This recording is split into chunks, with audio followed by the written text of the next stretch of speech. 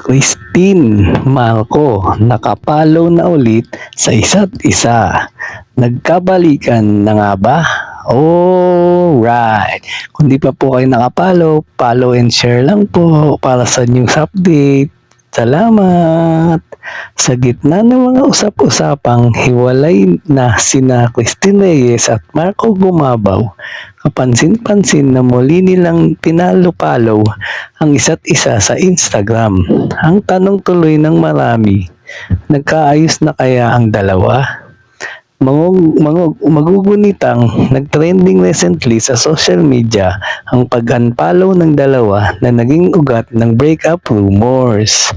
As of this writing, kahit nakapollow na si Christine ay wala pa rin yung photos nila together ni Marco. Habang ang aktor naman ay hindi pa niya tinatanggal ang ilang sweet pictures nila ni Christine.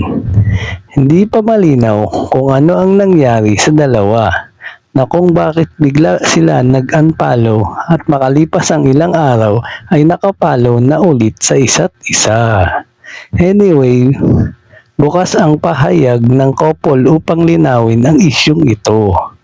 Kung matatandaan, taong 2023 nang isa publiko nila ang kanilang relasyon.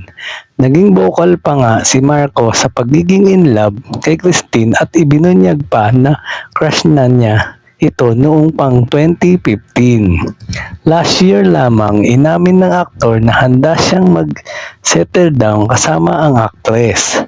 Napag-usapan na nga raw nila ang magiging future nila sa kanilang relasyon.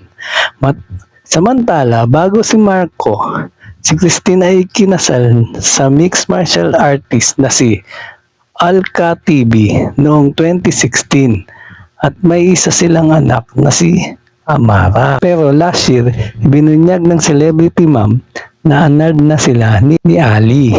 Si Marco ay kasalukuyang tatakbo bilang mambabatas para sa 4th District ng Camarines Sur. At yan ang totoo. Alright. Thank you for watching po. Follow for more video. Salamat.